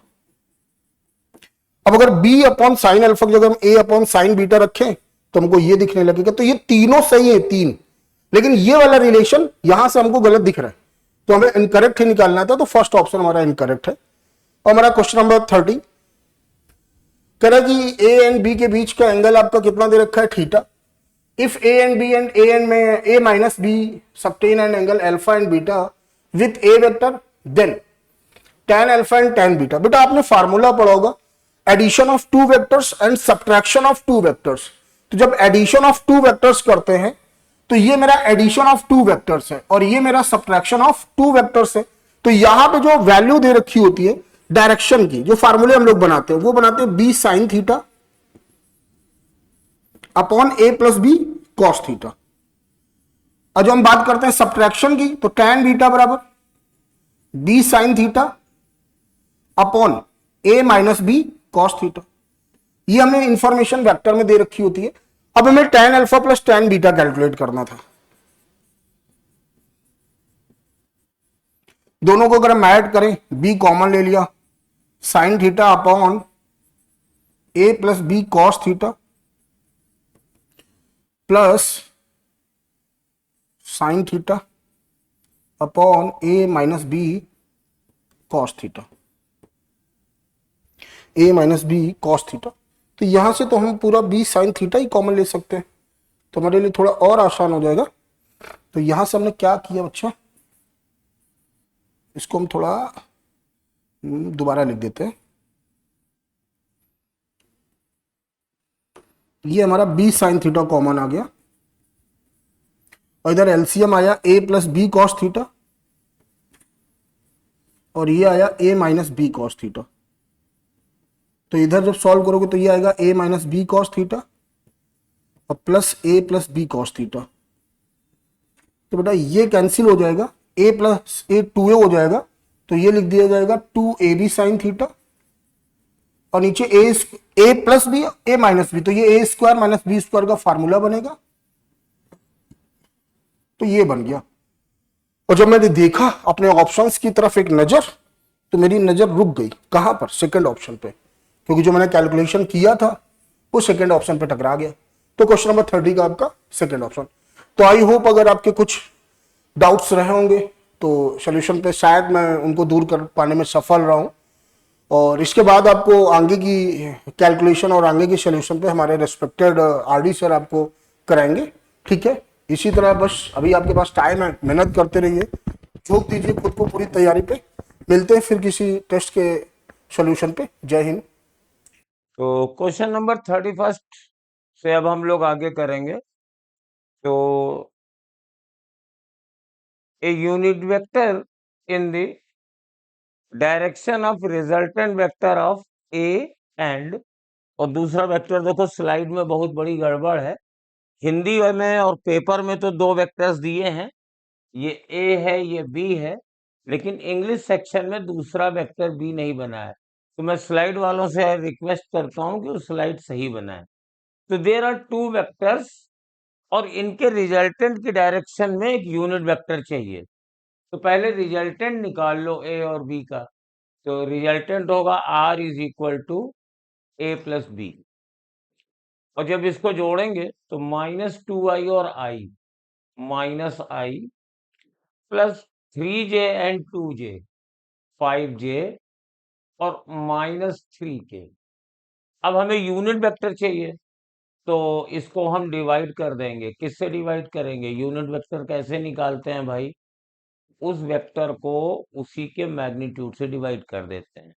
तो ये दोनों का रिजल्टेंट है और इस डायरेक्शन में यूनिट वेक्टर चाहिए, तो इसके रिजल्टेंट से डिवाइड कर देंगे, तो ये हो जाएगा अंडर रूट -1 का स्क्वायर प्लस 5 का स्क्वायर और प्लस -3 का स्क्वायर, तो 9 और 1 10 और अंडर रूट 35। तो थर्ड वाला ऑप्शन इसका सही दिख रहा है, ऊपर भी मैच कर रहा है, नीचे भी मैच कर रहा है, तो 31st का आंसर थर्ड। ये यूनिट वेक्टर का कंसेप्ट था एनसीईआरटी में। फिजिक्स में बेटा एज इट इज तो क्वेश्चन मिलते नहीं है, क्योंकि काफी ज्यादा अप्लाइड है इट इज। तो जहां से जिस कॉन्सेप्ट से क्वेश्चन बनते हैं उठते हैं, वो कॉन्सेप्ट हम लोग आपको शो कर सकते हैं। इसमें यूनिट वेक्टर लिखा है और ऐड करना लिखा है। देर आर सर्टेन सेट्स, और कहते हैं कि किस सेट का रिजल्टेंट 4 न्यूटन नहीं हो सकता है। तो थोड़ा सा मैक्सिमम मिनिमम का कंसेप्ट है। जैसे दो वेक्टर हैं a प्लस बी, तो मैक्सिमम रिजल्टेंट इनका होता है जब ये दोनों 0 पर होंगे a प्लस बी, और मिनिमम रिजल्टेंट होता है इनका डिफरेंस a माइनस बी। तो अगर दो वेक्टर्स के मैग्नीट्यूड a और b हैं, तो उनके रिजल्टेंट का मैग्नीट्यूड a प्लस बी से ज्यादा नहीं हो सकता है, a माइनस बी से कम नहीं हो सकता है। तो सबके मैक्सिमम मिनिमम हम लोग निकालते हैं। देखिए 2 न्यूटन और 2 न्यूटन का मैक्सिमम है 4, दोनों को जोड़ा, मिनिमम है 0, मैक्सिमम है 6, मिनिमम है 2, मैक्सिमम है 4, मिनिमम है 0, और मैक्सिमम है 10 और मिनिमम है 6। तो इस फोर्थ सेट में 4 न्यूटन मिनिमम से भी कम है, तो ये रिजल्टेंट कभी नहीं दे पाएगा 4 न्यूटन का, इसलिए इसका आंसर फोर्थ वाला हो जाएगा। 32 का आंसर फोर्थ, बाकी सब 4 दे देंगे। ये मैक्सिमम के केस में देगा, और ये 2 और 6 का मैक्सिमम 6 है, मिनिमम 4 है, ये उड़ गया था कुछ, तो ये मिनिमम के केस में दे देगा। ये 4 बीच में पड़ रहा है तो किसी एंगल पर देगा। ये किसी भी सूरत हाल में 4 न्यूटन रिजल्टेंट नहीं दे सकता है। My modified P by Q था। ये क्वेश्चन एकदम से काफी सिंपल है। The component of the sum of the two vectors, तो जोड़ दो, इन दोनों को जोड़ दो, तो ये हो जाएगा 4 2i प्लस 3j और 2j प्लस 3k। तो 2i प्लस i इसमें नहीं है, j दोनों में है, 5j और 3k। तो x कंपोनेंट कौन सा है 2, और y कंपोनेंट j वाला है 5। तो 2 एंड 5 फर्स्ट आंसर हो जाएगा इसका। काफी इजी क्वेश्चन था। 33, जहां वेक्टर्स के कंपोनेंट हैं उससे ये चलेगा। आइए, ए और बी के बीच में कोण बनाना है। तो a plus B, vector a plus vector b का रिजल्टेंट c है, तो ये a प्लस बी का रिजल्टेंट c है, और c का मैग्नीट्यूड a और b के मैग्नीट्यूड के बराबर है। अब आप चाहिए तो इसमें दुनिया भर की थ्योरी लगाइए, फार्मूला लिखिए, सी स्क्वायर बराबर A square plus B square plus 2ab cos theta, और सी की जगह a प्लस बी रख दीजिए, सॉल्व कर लीजिए, रख दीजिए a प्लस बी का स्क्वायर बराबर a square plus B square plus 2ab cos theta. जब ओपन करेंगे तो यहाँ पे 2ab cos थीटा 2ab बचेगा, ए स्क्वायर बी स्क्वायर इधर से कट जाएंगे, यहाँ 2ab cos थीटा है, तो cos थीटा 1 हो गया और थीटा बराबर 0 हो गया। लेकिन इतना करने की जरूरत हमें नहीं पड़ेगी। हमें मालूम है दो वेक्टर के रिजल्टेंट मैक्सिमम होता है a प्लस बी जब बीच का एंगल 0 होता है। तो अगर a प्लस बी बराबर c हो तो 0 एंगल होगा, शून्य वाला। अगर a माइनस बी बराबर c हो तो 180 वाला हो जाता। अगर ये under root A square plus B square हो जाता तो 90 हो जाता। तो इस टाइप के क्वेश्चन देखते ही करने की कोशिश करिए, इसको जरूरत नहीं पड़नी चाहिए। अगर सी दोनों का रिजल्टेंट है और मैग्नीट्यूड ए प्लस बी है तो डेफिनेटली वो दोनों सेम डायरेक्शन में होंगे। मैक्सिमम रिजल्टेंट का केस है, 0 एंगल होगा ए और बी के बीच में। आइए,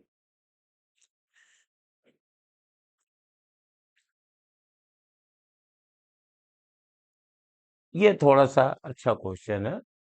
तीन फोर्सेस हैं, 6 और √72 Newton at the corner of a cube along three sides as shown in figure। तो देखिए,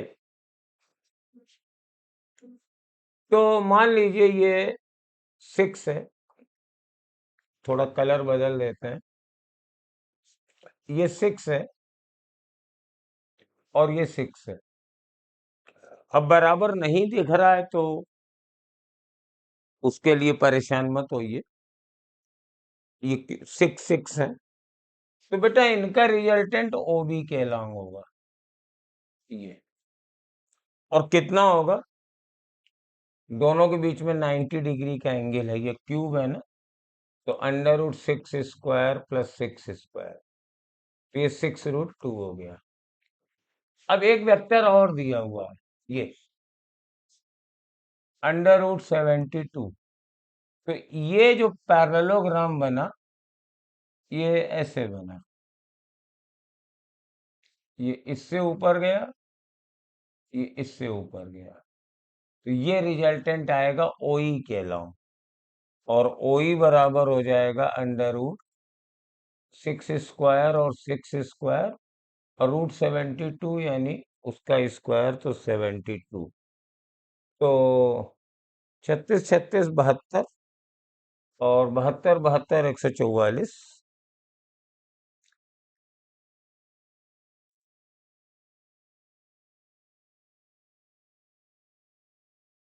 144।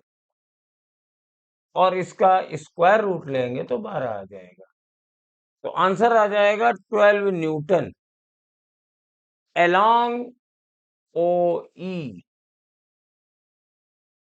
OA और OC का रिजल्टेंट ये है और इन दोनों का रिजल्टेंट ये है। ये से क्यूब वाला होता है ना, जैसे पैरेललोग्राम का अगर है तो एडजेसेंट वेक्टर हो तो ये डायगोनल, और अगर क्यूबाइड हो तो उसका बॉडी डायगोनल। ये अच्छा क्वेश्चन था। ये डायग्राम बना भी है, इसी को न्यूमेरिकल वैल्यू सर ने बना के दे दिया है। पेज नंबर इसमें पड़ा है, कहाँ है, NCERT से। और PS बराबर है तो लिखते हैं। PS देखो कहाँ है, PS तो ये है, PS तो ये है। PQ बराबर A, तो ये A है, इसके हेड पे QR है, ये B है, और इसके हेड पर RS है, तो ये C है। तो हमारे पास लॉ ऑफ पॉलीगॉन से A plus B plus C बराबर वेक्टर PS हो जाएगा। तो थर्ड आंसर हो जाएगा। ये भी काफी इजी क्वेश्चन था, 36 का आंसर थर्ड हो जाएगा और सीधे सीधे फंडामेंटल से आ रहा है। चलिए अगला क्वेश्चन करते हैं। Magnitude of the resultant of two vectors may be less than the magnitude of either vectors. ये बिल्कुल सही स्टेटमेंट है। दो वेक्टर का रिजल्टेंट A माइनस बी से A प्लस बी तक हो सकता है। जैसे मान लीजिए वेक्टर 6 और 8 हैं, तो मिनिमम होगा उसका 2 और मैक्सिमम होगा 14। तो जो रिजल्टेंट की वैल्यू है वो 2 से 14 तक हो सकती है। यानी दोनों से रिजल्टेंट छोटा भी हो सकता है, दोनों से बड़ा भी हो सकता है, दोनों के बीच में भी हो सकता है। तो may be less than the magnitude of either vector, ये बिल्कुल सही स्टेटमेंट है। The resultant of two vector is obtained by means of law of parallelogram of vector, ये भी बिल्कुल सही है। और इसका जो आंसर आएगा ये सेकंड वाला होगा। एक्सप्लेनेशन नहीं बता रहा है कि क्यों छोटा हो सकता है, क्यों बड़ा हो सकता है, वो एंगल आना चाहिए। रूल तो बिल्कुल सही दिया है, तो दोनों ही सही हैं। लेकिन पैरेललोग्राम यूज हो रहा है, इससे ये नहीं पता चल रहा है कि रिजल्टेंट दोनों से छोटा क्यों हो सकता है या दोनों से बड़ा भी क्यों हो सकता है। तो ये रीजन नहीं दे रहा है, तो हम लोग इसका सेकेंड आंसर देंगे।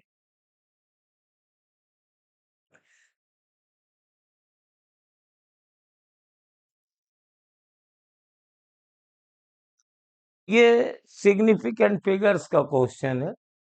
वॉल्यूम का डिफरेंस निकालना है। तो आप जानते हैं कि जब इसको डिफरेंस करेंगे, V1 माइनस V2 करेंगे, तो आप माइनस कर दीजिए। 10.2 माइनस 6.4, तो 12 में से 4 गया 8 और 9 में से 6 गया 3.8 आ जाएगा। तो ये दोनों तो आ ही नहीं सकता है। हाँ, एरर्स का क्या करते हैं, आपको मालूम है कि चाहे आप सम करें, जोड़ें, चाहे घटाएं, एब्सोल्यूट एरर हमेशा जुड़ती है। तो एरर हो जाएगी प्लस माइनस 0.02 और प्लस 0.02, तो एरर हो जाएगी 0.04। अच्छा, ये 0.02 है, ये 0.01 है, तो एक 1 है, तो एरर हो जाएगी 0.03। तो ये सेकेंड वाला ऑप्शन होगा। हमेशा याद रखिए, भले चाहे आप डिफरेंस निकालें या सम निकालें, एब्सोल्यूट एरर हमेशा ऐड होंगी। अगर हमें वॉल्यूम का सम निकालना, डिफरेंस ना निकालना होता, सम निकालते, तो हम इन दोनों को जोड़ देते, लेकिन एरर तब भी जोड़ते। और जब डिफरेंस निकालना है तो भी इन दोनों को, तब डिफरेंस लेंगे V1 V2 का, लेकिन एरर तब भी जुड़ेंगी। ये एरर का रूल होता है। एनटीए बेस्ड क्वेश्चन था। ये कंपोनेंट है, सीख लीजिए, बहुत काम में आएगा। एक 10 न्यूटन का वेट है, तो ये तो वर्टिकल लगेगा। और ये इंक्लाइंड प्लेन है एक, जो 30 डिग्री हॉरिजॉन्टल से बना रहा है। तो इसका कंपोनेंट इसके अलोंग निकालना है। तो ये वाला एंगल कितना होगा जरा देख लीजिए। ये वाला एंगल 60 डिग्री होगा। तो इसका जो कंपोनेंट आएगा 10 का इसके अलोंग, वो हो जाएगा 10 cos 60, और cos 60 होता है 1/2, यानी 5 न्यूटन का कंपोनेंट होगा। ये थर्ड वाला आंसर आ जाएगा इसका, 39 का। Very easy question. नेक्स्ट चलते हैं। ये कंपोनेंट निकालने का तरीका इन्होंने दिया है। 40 वाला क्वेश्चन अच्छा है। P and P plus Q और P माइनस क्यू के रिजल्टेंट के बीच का एंगल पूछ रहा है। तो पहले इन दोनों का रिजल्टेंट निकाल लो। वेक्टर है P प्लस क्यू और P माइनस क्यू, तो जब इनका रिजल्टेंट लेके जोड़ेंगे तो वो 2P आएगा। यानी आपको एंगल निकालना है P और 2P के बीच में। तो देखो, ये दोनों वेक्टर्स तो पैरेलल हैं, एक दूसरे के सेम डायरेक्शन है। अगर इसमें 2 से मल्टीप्लाई कर दें तो ये मिल रहा है 2P, तो ये 0 एंगल हो जाएगा इसके बीच में। बहुत ही फंडामेंटल क्वेश्चन है, इससे सरल पेपर नहीं बन सकता था। चलिए, ये थोड़ा सा करने लायक क्वेश्चन है। P और Q का resultant of P and Q is perpendicular to P। तो ट्रायंगल ला बनाते हैं, पहले P बनाएंगे और फिर Q बनाएंगे, ये Q बनाएंगे और इनका रिजल्टेंट मेरे पास ये हो जाएगा, ये रिजल्टेंट है और ये रिजल्टेंट P पर परपेंडिकुलर है, लंबवत है। तो मुझे P और Q के बीच में एंगल निकालना है, यानी ये वाला एंगल निकालना है। तो इसको थीटा मान लिया। अब यहां से हम लिखते हैं कॉस ऑफ 180 माइनस थीटा बराबर P अपॉन Q। तो minus cos theta is equal to P upon Q।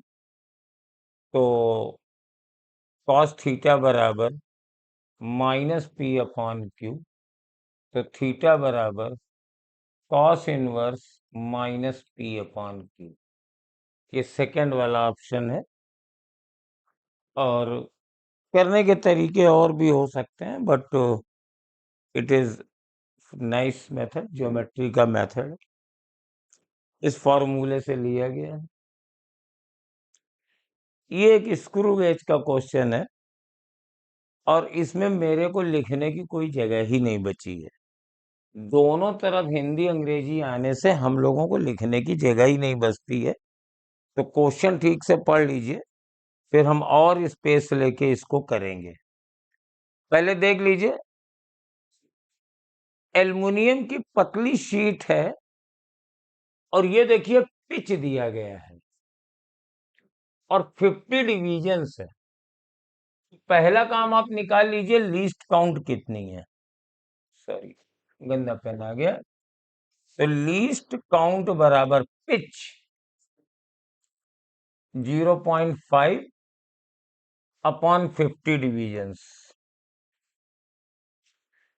यही होता है स्क्रू गेज की लीस्ट काउंट। अब ये कितना आएगा बेटा? तो इसकी लीस्ट काउंट हो जाएगी 0.5 अपॉन 50 है, तो 5/500 यानी 0.01 मिलीमीटर, ये इसकी लिस्ट काउंट आ गई। पहली चीज हमने ये देख ली। बिफोर मेजरमेंट, जब स्क्रू गेज के एनवेल और स्पैंडल को लाते हैं, यानी जीरो एरर देख रहे हैं, तो 45th डिवीजन कॉन्साइड करता है। तो अगर 45th डिवीजन कॉन्साइड करता है स्क्रू गेज में, वही मैंने कहा था मुझे एक पेज नया लाना पड़ेगा। जैसे ये मेन स्केल का 0 है और ये 0 है, तो आप ऐसे ऐसे घुमाओ, तो ये 1 2 ऊपर रहते हैं, यहाँ 49 रहता है। तो अगर 45 डिवीजन रहता है, तो मालूम है जीरो एरर कितने की है? मतलब ये इधर आगे नहीं बढ़ा है, बढ़ नहीं पाया है। तो जीरो एरर हमारे पास बेटा निगेटिव होगी और 5 इंटू 0.01 mm की होगी, यानी 0.05 mm की हमारे पास जीरो एरर होगी। माइनस में यही निकाल रहे हैं। जब स्क्रू गेज की निहाई एनवेल और स्पैंडल को करते हैं तो 45 करता है, लीस्ट काउंट 0.01 थी, तो पांचवा डिवीजन नीचे से है, तो जीरो एरर निगेटिव है और लीस्ट काउंट 0.05 mm है। अब रीडिंग लेते समय क्या हुआ, मेन स्केल की रीडिंग तो 0.5 mm हो गई और 25वां डिवीजन कॉन्साइड कर रहा है, तो 0.5 और 25वां कर रहा है, तो 0.01 इंटू 25 और माइनस 0.05, ये आएगा। तो 0.5 और 0.25 और प्लस 0.5, 0.05। अब इसको जोड़ दीजिए, कितना आ रहा है? 0.5, 0.25 और 0.05, तो 5 5 10 हो गया, 5 2 7 1 8 हो गया। 0.80 mm इसकी एक्चुअल रीडिंग हो गई। तो ध्यान देखिएगा, स्क्रू गेज में ये थोड़ा सा कंफ्यूजन हो जाता है कि निगेटिव जीरो एरर है कि पॉजिटिव जीरो एरर है। ये क्वेश्चन है कि ए और बी एक दूसरे के साथ cos इनवर्स 5/9 एंगल बनाते हैं और mod of a plus b is equal to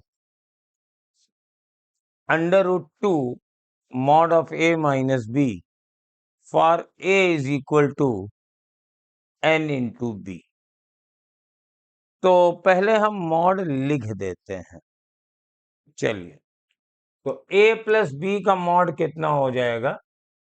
√a² plus b² plus 2ab cos theta बराबर √2, और mod of a minus b कितना होगा? a² plus b² minus 2ab cos theta. पहले तो हमने इस कंडीशन को ले लिया।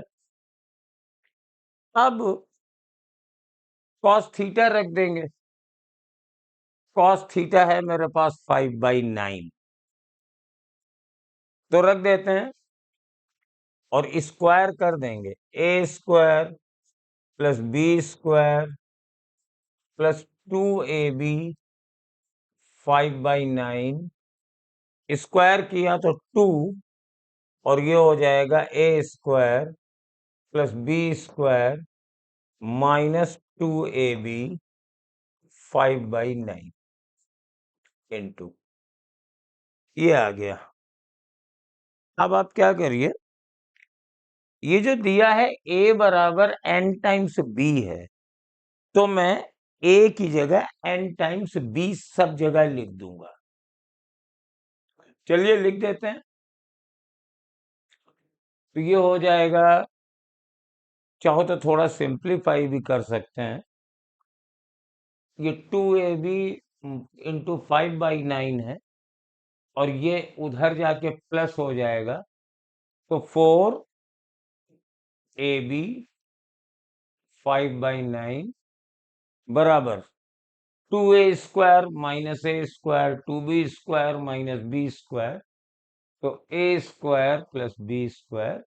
अब मैं a की जगह n भी रख दूंगा, तो 4n b² इंटू 5/9 बराबर n² b² प्लस b²।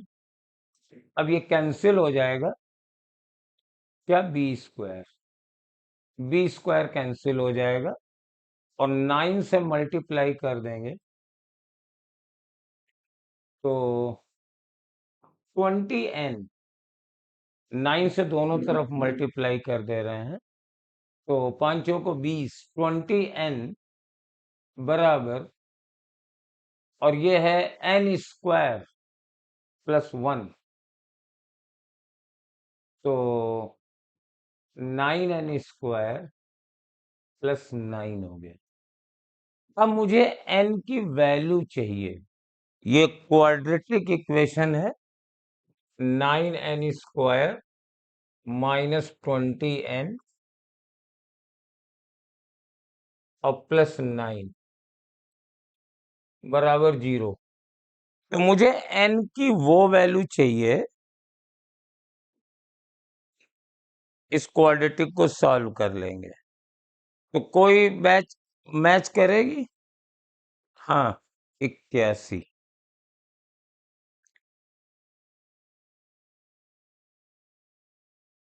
इस क्वाड्रेटिक को सॉल्व कर लेना है, और इस क्वाड्रेटिक को सॉल्व करके n की वैल्यू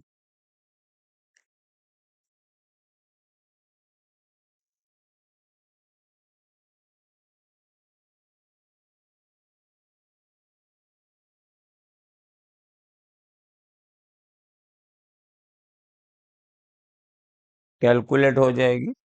कुछ मैंने गड़बड़ किया है क्या लगता है? A square plus B square plus 2ab 5/9 बराबर, इसका स्क्वायर किया 2a square plus B square minus 2ab।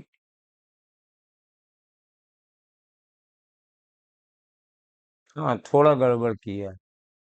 ये 2ab 5/9 है और ये 2 दूनी 4 है। तो ये जो यहाँ से गड़बड़ हुआ है मामला, यहाँ से कैलकुलेशन में थोड़ी सी मिस्टेक हुई, सॉरी। ये 2ab 5/9 है और ये 4ab -4ab है, तो 6ab इंटू 5/9। अब बाकी ठीक है, A square plus B square, और इसको हम लोग काट भी सकते हैं। ये 3 दूनी 6 हो जाएगा, 3 3 9 हो जाएगा, तो 10ab बराबर 3a square plus 3b square. अब हम लोग a की जगह nb रखेंगे, तो 10nb स्क्वायर बराबर 3n स्क्वायर b स्क्वायर और plus into 3b square cancel हो गया, तो ये क्वाड्रेटिक ये बना 3n स्क्वायर माइनस 10n और प्लस 3 बराबर 0। अब इसको सॉल्व करेंगे तो 3 इंटू 3 9 होता है, तो इसके दो फैक्टर हो जाएंगे, तो 3n square minus 9n minus n plus 3 बराबर 0, तो वो कॉमन ले लीजिए 3n, तो n minus 3 minus 1n minus 3 बराबर 0, तो n माइनस 3 और 3n माइनस 1 बराबर 0, तो n बराबर 3 और n बराबर 1/3। तो मेरे पास इंटीग्रल वैल्यू तो 3 है, इसलिए आंसर 3 वाला आ जाएगा। चलिए, आखिरी क्वेश्चन नहीं, एक और है। ये कैलकुलेशंस हैं एक ऐसे निकाय में, सिस्टम में 100 जूल की वैल्यू ज्ञात करनी है, which has 20 centimetre to 50 gram and half a minute as unit of length, mass and times। तो ये करने का तरीका बहुत ही कन्वर्जन ऑफ यूनिट्स का है। हम लोग n1u1 बराबर n2u2 कर लेंगे। ये हमारी सिस्टम है ओल्ड वाला, और इसमें 100 जूल है, और जूल एनर्जी की यूनिट होती है, तो मास इसमें होगा केजी, एनर्जी होती है ml स्क्वायर T-2, और ये हो जाएगा मीटर का स्क्वायर और सेकंड की पावर -2, और नई यूनिट में ये n2 है, और इसमें लेंथ की यूनिट 20 सेंटीमीटर है, मास की यूनिट 250 ग्राम। तो 250 ग्राम का मतलब है 1/4 kg। 20 सेंटीमीटर यानी 1/5 मीटर का स्क्वायर, और हाफ ए मिनट का मतलब होता है 30 सेकेंड, तो 30 सेकेंड का पावर -2, और जब इसको सॉल्व कर लेंगे तो n2 की वैल्यू मेरे पास आ जाएगी, ये थर्ड वाली, 9 इंटू 10⁶। इसको आप करके देख सकते हैं बड़ी आसानी से, बहुत ही इजी क्वेश्चन है। ये दिया भी हुआ है, इसमें इसी टाइप के क्वेश्चन है एनसीईआरटी के। लास्ट क्वेश्चन, भार इतना है, आयतन इतना है, तो डेंसिटी क्या होती है? डेंसिटी होती है मास अपॉन वॉल्यूम। तो मैक्सिमम क्या इसकी एरर हो जाएगी, डेल्टा डी अपॉन डी। तो delta m upon m plus delta v upon v. तो डेल्टा एम 0.01 है और मास 22.42 है, और plus delta v 0.1 cubic centimetre है और वॉल्यूम 4.7 है। आंसर परसेंटेज में चाह रहा है तो इसको 100 से मल्टीप्लाई करेंगे, तो 1/2242 और प्लस 1/47 इंटू 100 करेंगे, और जब इसको कैलकुलेट करेंगे तो सेकंड वाला आंसर आएगा 2%। इसको कैसे करेंगे देख लेते हैं। ये 100 है अपॉन 2242 है, और ये 100 अपॉन